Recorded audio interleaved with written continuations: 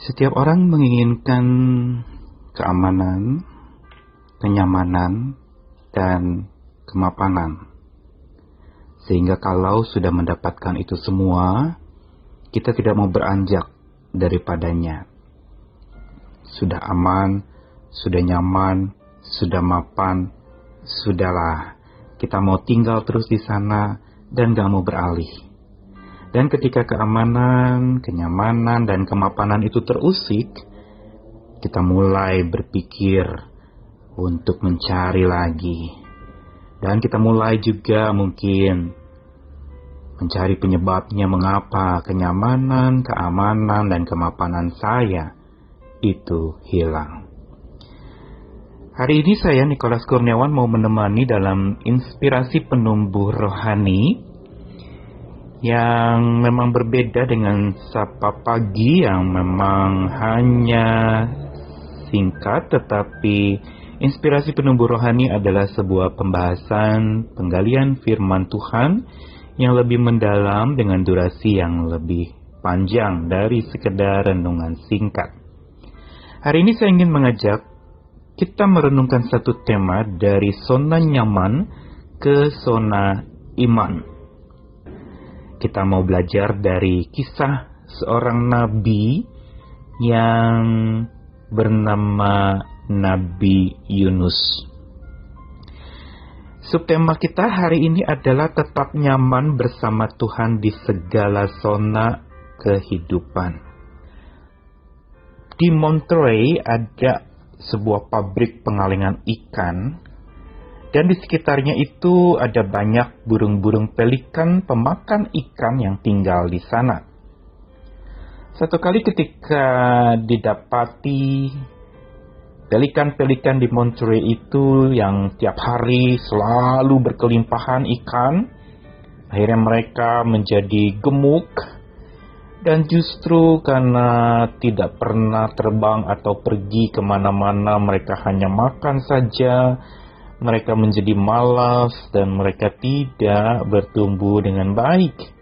Banyak yang justru malah menjadi sakit-sakitan. Sehingga lalu kemudian bagaimana caranya untuk supaya pelikan-pelikan di Monterey ini bisa kembali sehat? Ya, tentu saja bukan menghilangkan pabrik pengalengan yang ada di sana dan menghilangkan ikan-ikan. Didatangkanlah pelikan-pelikan lain yang justru memburu ikan lebih gesit di tempat-tempat yang memang paceklik tidak banyak ikan. Dan merekalah yang lalu kemudian datang ke Monterey itu untuk mengajak pelikan-pelikan di Monterey untuk meninggalkan lokasi itu dan mencari ikan di tempat lain. Gambaran ini adalah sebuah gambaran yang memberitahu kepada kita bahwa kondisi nyaman, kondisi aman dan mapan yang kita idam-idamkan sesungguhnya bisa menjadi bumerang, bisa justru membuat kita malas, bisa membuat kita justru dalam keadaan serba lancar, kita lalu menjadi pribadi-pribadi yang tidak lagi berkembang. Kita mandek di sana, tidak lagi bertumbuh dan berbuah dengan baik, karena segalanya serba ada. Tidak ada tantangan, dan akhirnya kita juga mudah menyerah kalah pada saat ada pertentangan terjadi di dalam kehidupan. Abraham Maslow adalah seorang psikolog asal Amerika, psikolog yang mempelopori aliran psikologi humanistik, pernah menceritakan tentang sebuah istilah teori yang bernama zona kompleks. Zona kompleks ini adalah sebuah sindrom yang dialami oleh seseorang yang takut mencapai kesuksesan sehingga menghalangi pencapaian aktualisasi diri mereka. Istilah zona kompleks ini dikenakan kepada orang-orang yang takut sukses justru.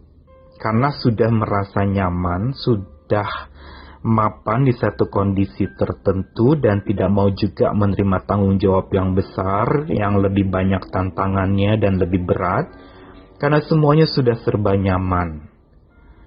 Juga orang yang mengalami sindrom zona kompleks ini takut kehilangan kehidupan yang penuh keakraban, kehangatan.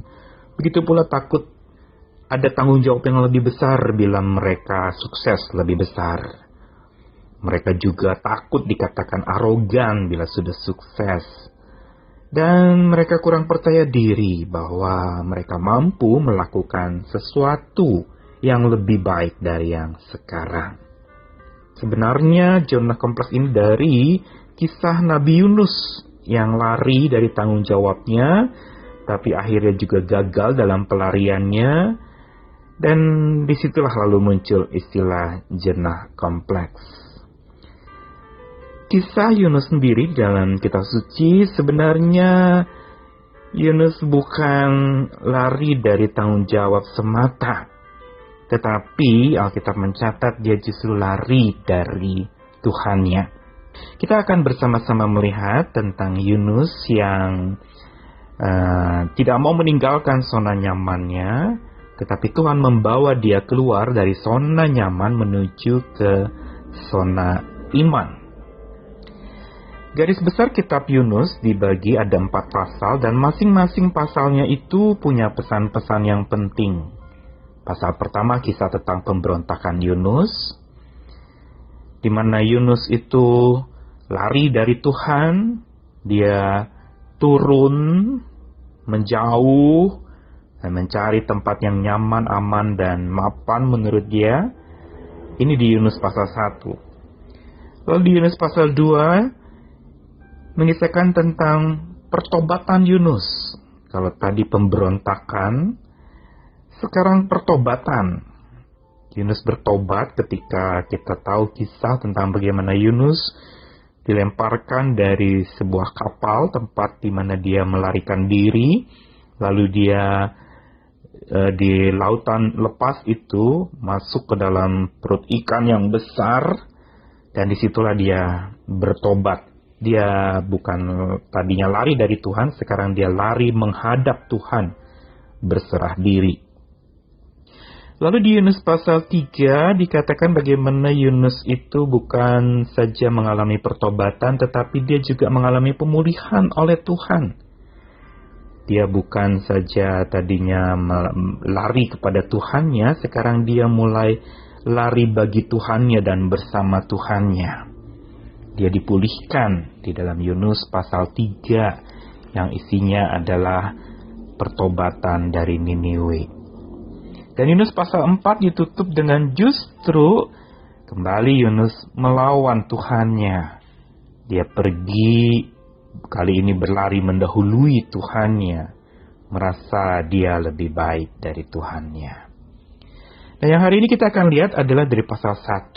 Nanti pasal-pasal berikutnya kita akan lihat di dalam episode Inspro selanjutnya. Kita lihat bagaimana Yunus yang lari dari Tuhan setelah dia menerima perintah untuk pergi ke Niniwe. Dia malah pergi ke arah yang berlawanan dari Niniwe. Alkitab mencatat lari dari hadapan Tuhan. Tapi pelariannya itu tidak berhasil. Bahkan Tuhan menyiapkan sebuah konsekuensi untuk dia yang lari daripada Tuhan, yaitu Tuhan mengejarnya.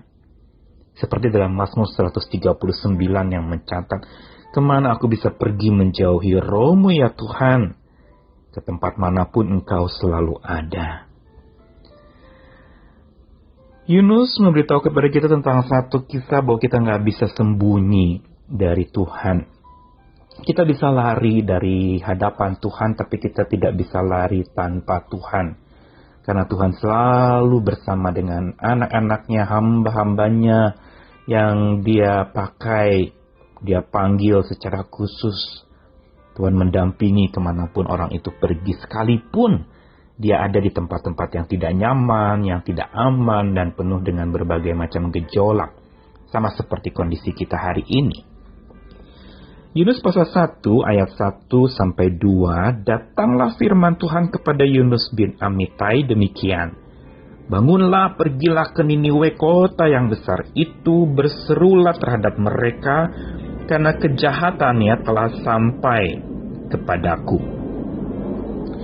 Kita berkenalan dengan Yunus bin Amittai. Siapakah dia? Dia adalah nabi pada zaman Raja Yerobeam II dari kerajaan Israel Utara. Dalam 2 Raja-Raja 14 ayat 23 sampai 25 dicatatkan. Dia berasal dari Gad Hefer, sekitar 3 sampai 5 km utara Nazaret di Galilea. Yang menarik, nama Yunus adalah merpati atau dove. Dia disebut sebagai nabi, sekaligus perantara, tetapi juga disebutkan sebagai hamba. Ini Yunus, nama yang bagus, merpati. Tetapi merpati yang lari dan terbang menjauhi Tuhan. Lalu yang kedua kita lihat kota Niniwe. Ini kota besar, kota yang disebutkan dalam bahasa lain Ninos, Nina, yang berasal dari nama Dewi Ishtar, yang dilukiskan justru simbol Dewi Ishtar itu ikan dalam kandungan. Ini nggak kebetulan nama ini mirip dengan nama ikan binatang besar yang Yunus masuk ke dalamnya. Niniwe adalah ibu kota Asyur, besar, indah, kaya, kuat, sebuah kota dagang, banyak penduduknya. Tetapi Niniwe ini kota banyak orang-orang jahat di dalamnya. Penyembah berhala, penuh dusta, pola hidup santai, perampasan dan persundalan terjadi di sana. Tapi lalu kemudian kita lihat ayat yang ketiga, Yunus pasal 1. Tetapi Yunus bersiap untuk melarikan diri ke Tarsis, jauh dari hadapan Tuhan. Ia pergi ke Yafo dan mendapati di sana sebuah kapal yang akan berangkat ke Tarsis. Ia membayar biaya perjalanannya lalu naik kapal itu bersama-sama dengan mereka ke Tarsis, jauh dari hadapan Tuhan. Dalam ayat 3 ini dikatakan 2 kali, jauh dari hadapan Tuhan. Kalau tadi kita bicara Niniwe, maka sekarang Tarsis. Tarsis adalah kota kaya penghasil logam perak, besi, timah putih, timah hitam. Kota yang sangat makmur. Di sini Tarsis adalah lambang kemapanan yang hebat, keamanan yang sangat terjamin, dan kenyamanan tidak tanggung-tanggung. Orang yang tinggal di Tarsis mengalami kenyamanan yang luar biasa. Daerahnya di barat Laut Tengah, banyak endapan mineral di sana sesuai dengan namanya Tarsis itu, yang artinya menambang dan melebur, mengayuh atau mendayung. Kapal-kapal Tarsis melambangkan kemegahan, kekuasaan, kejayaan, dan kekayaan. Ini yang dicari oleh Yunus. Bayangkan dia yang memang serba nyaman, mapan, dan aman. Tentu saja dia ingin juga kota yang nyaman, aman, dan mapan buat dia. Tapi lokasinya bertolak belakang dengan Niniwe. Di Niniwe mungkin ada kemapanan karena ini kota yang besar, indah, kaya juga, tetapi tidak aman. Ada kemapanan tapi tidak nyaman. Dan Yunus tidak mau ke sana. Dia mau cari kenyamanan, keamanan, dan kemapanan buat dirinya sendiri yang dia pandang ada di Tarsis.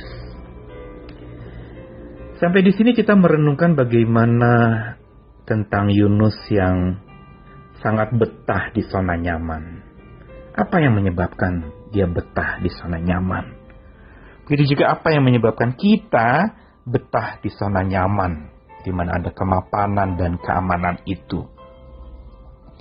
Padahal di zona nyaman, seperti yang tadi saya katakan, bisa jadi justru bagaikan pelikan di Monterey itu, kita bisa justru mengalami kemalasan, tidak lagi berkembang dan tidak ada tantangan, bahkan tidak ada pertumbuhan kedewasaan terjadi. Sedangkan di zona yang tidak nyaman, yang tidak mapan, bahkan tidak aman, sesungguhnya Tuhan banyak membentuk orang-orang di sana. Nah, apa yang menyebabkan seseorang betah di zona nyaman? Pertama adalah pandangan yang sempit tentang kasih dan kuasa Tuhan yang maha luas, maha besar, yang direduksi menjadi sempit dan juga pudar. Ini yang sebenarnya ada juga dalam diri Yunus. Pandangannya sempit. Bagi dia hanya ingin pergi ke kelompok-kelompok orang tertentu, tidak perlu meluas, sempit. Kasih dan kuasa Allah itu hanya untuk orang-orang khusus dan bukan orang-orang yang meluas kemana-mana. Cukup untuk orang-orang pilihan, bukan orang-orang di luar sana. Mengapa betah di zona nyaman? Bukan saja pandangan yang sempit, tapi juga keyakinan yang defisit. Bukan bicara uang, tapi keyakinan yang berkurang, yang habis. Menaruh kepercayaan hanya pada keadaan diri dan sekitarnya, bukan pada keberadaan Tuhan yang maha besar, melampaui keadaan diri dan sekitarnya. Keyakinan defisit ini juga adalah sebuah keyakinan yang sangat minim. Kalau tadi pandangan sempit, ini keyakinan yang defisit berarti minus.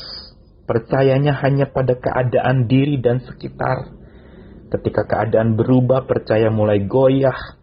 Tapi bukan percaya kepada keberadaan Tuhan yang maha besar. Padahal iman bicara soal bukan keadaan diri, bukan keadaan sekitar kita, tapi keberadaan Tuhan yang selalu bersama dengan kita dan tidak pernah mau jauh daripada kita. Yang ketiga, mengapa orang betah di zona nyaman dan tidak mau beranjak dari sana? Karena ada kebencian yang menghimpit pikiran. Semangat menghakimi, menggerogoti niat mengasihi dan melayani. Yunus menghakimi dirinya, dia mungkin protes dengan mengatakan, kenapa saya diutusnya ke Niniwe? Juga dia ikut menyalahkan Tuhan, menghakimi Tuhannya, sehingga itu yang menyebabkan dia tidak punya semangat mengasihi dan melayani orang-orang terhilang di Niniwe. Karena dia pikir itu akan mengganggu keamanan dan kenyamanannya serta kemapanannya. Ada kebencian yang menghimpit perasaan Yunus. Lalu yang keempat, mengapa betah di zona nyaman? Karena ada ketakutan yang menggigit. Takut ambil resiko, ini mirip dengan istilah zona kompleks tadi. Ketakutan yang menggigit ini bicara nggak siap bayar harga, tidak siap hadapi resiko, ambil resiko itu nggak mau, tidak siap hadapi dampak yang akan terjadi yang dipikir akan merugikan dirinya. Ini yang membuat seorang betah di zona nyaman, takut resiko. Ada ketakutan yang menggigit hidupnya, menyebabkan dia seperti dilumat habis oleh ketakutan itu karena dia tetap berpegang kepada keamanan, kenyamanan, dan kemapanannya. Akhirnya sumber utama dari kenapa orang betah di zona nyaman adalah keakuan yang menjepit. Ini sebenarnya penyebab utamanya. Ketika ego bertambah besar, maka kasih kita jadi pudar. Tapi ketika ego mulai pudar, kasih tambah besar. Dan Yunus kita lihat nabi yang melarikan diri dengan pandangan yang sempitnya, keyakinan yang defisit, kebencian yang menghimpit, takut yang menggigit, dan keakuan yang menjepit dirinya sendiri. Nah, bagaimana Yunus keluar dari zona nyaman? Kalau kita baca kisah Yunus pasal 1, di situ justru ada sebuah peristiwa yang terjadi ketika dia melarikan diri. Memang Tuhan tampaknya mengizinkan dia naik kapal menuju Tarsis. Tapi di tengah jalan justru Tuhan hampiri Yunus lewat sebuah peristiwa angin badai yang melanda kapal yang ditumpangi oleh Yunus. Ada badai besar, kapal itu hampir-hampir hancur. Semua orang menjadi takut. berteriak kepada Tuhan mereka. Dan akhirnya lalu kemudian mereka membuang muatan kapal itu. Sampai lalu kemudian mereka mendapati Yunus, dan disinilah kita lihat bagaimana Yunus lewat buang undi dan akhirnya Yunus pun pergi keluar dari kapal itu. Dan di situ kita lihat kisah yang kita tahu sekali bahwa Yunus di lautan lepas itu justru dia berdasarkan penentuan Tuhan ayat 17 pasal 1 itu, datanglah ikan besar yang menelan Yunus. Dan Yunus tinggal dalam perut ikan itu 3 hari 3 malam lamanya. Di sini kita melihat bagaimana Tuhan berotoritas. Dia mau keluarkan kita, bukan dia tidak suka kita nyaman, tapi dia mau kita beriman kepada Tuhan dalam segala keadaan dan segala zona kehidupan kita. Bagaimana supaya kita bisa keluar dari zona nyaman itu? Tuhan membawa seseorang yang dia pilih untuk keluar dari zona nyaman menuju zona iman. Melangkah dalam zona iman bukan saja percaya kepada Tuhan, tapi mempercayakan hidup kepada Tuhan. Kita mungkin sekarang sedang tidak nyaman dengan kehidupan kita, dengan sekitar kita, dengan banyaknya wabah yang melanda bumi ini. Kita mungkin sedang tidak nyaman dengan masa depan kita yang kita cemaskan, kita khawatirkan. Ada ketidaknyamanan, tetapi mari kita pandang itu sebagai undangan Tuhan untuk kita masuk menuju zona iman. Untuk kita mempercayakan lagi hidup kita kepada Tuhan. Yang berarti, mempercayakan berarti punya persekutuan pribadi dengan Tuhan. Mencari dulu kerajaan Tuhan. Cari Tuhan lebih dulu. Dan meyakini tuntunan Tuhan tidak pernah salah. Ini yang perlu kita tumbuhkan dalam hati kita tentang sikap mempercayakan segalanya kepada Tuhan. Ini zona iman. Diawali dengan mempercayakan hidup kepada Tuhan. Tapi di zona iman itu juga ada zona amin. Mempercayakan berarti mengiyakan Tuhan. Ada penerimaan di sana. Sepakat dengan Tuhan. Memperoleh selamat yang dari Tuhan. Dan semangat bersama dengan Tuhan. Di zona iman yang ada zona amin itu kita beralih dari keakuan kita menuju kekitaan. Yaitu kita sadar kita nggak bisa sendiri, kita butuh Tuhan. Dari pongah kita, Tuhan undang kita di zona iman yang ada amin itu kita sembah Tuhan. Dari kita biasa dilayani dengan segala kecukupan yang ada, Tuhan panggil kita jadi hamba yang melayani. Dan ini yang sebenarnya Tuhan kerjakan untuk Yunus. Dan terakhir saya mau katakan bahwa amin dari hati kita memberikan nyaman yang sejati. Inilah sebenarnya satu-satunya tempat nyaman sejati, bukan masalah di kota mana Niniwe atau Tarsis sesungguhnya seperti kisah Yunus. Tapi nyaman sejati hanya ada di dalam Tuhan. Bila kita selalu beriman kepadanya, mengaminkannya senantiasa di sepanjang hidup kita.